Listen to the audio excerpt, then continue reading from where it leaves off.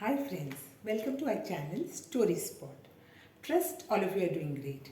As you have arrived at the spot which offers you stories, let me get started with a new one straight away. Once upon a time, there was a young man named Asim who worked at a factory as an apprentice.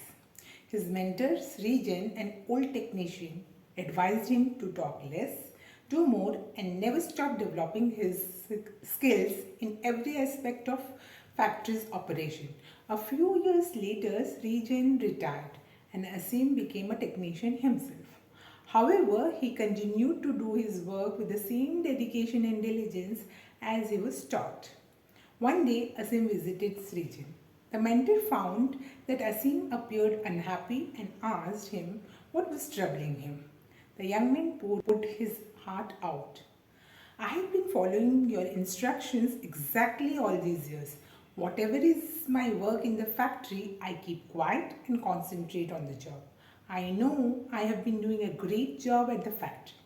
However, I don't understand why these guys who don't have any experience or capabilities have all been promoted while I'm still making as little as I did before. Srijan checked. Are you confident you have become indispensable to the factory? Yes, of course, Asim replied. Srijan thought for a while and then turning to Asim said, you must request a day off using whatever reason you like. It's time for you to take a break. Asim was quite surprised by this advice. He thanked his teacher and left quickly to apply for his leave. When he returned to work after his day off, the manager called him into the office. He told him that the things did not go well at the factory while he was gone. The others encountered many problems as he usually handled, and they had no idea how to solve them. Realizing Asim's importance, the manager also decided to promote him to the senior technician position while thanking him and encouraging him to keep up the excellent work. The young man was grateful for his mentor's wisdom. Indeed, he thought this was the secret recipe to success. From that point on, whenever Asim felt like he deserved more than what he was getting, he would take a day off. Then, when he came back the next day, the situation would improve to his satisfaction. And this pattern continued for months. One day, Asim found that he was blocked from going into the factory. On inquiring, he found out, much to his shock, that his employment was terminated. He couldn't believe it. Unaware what else to do, he went back to his mentor to figure out how could things go so wrong. Why did I lose my job? Asim asked with a wounded pride. Did I not do everything as you instructed? Srijan shook his head in denial. No, you did not, because you heard just half the lesson. You understood right away that no one pays any attention to a light bulb that is always on. It is only when it goes off that people suddenly take notice and realize they have been taking it for granted.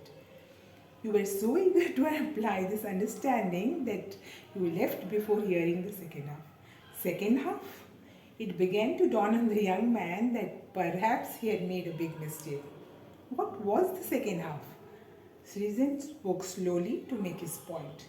The second half, more important than the first, is the realization that if the light bulb goes off frequently, then sooner or later it will be replaced with one more reliable. Who wants a light bulb that no one can count on to provide illumination?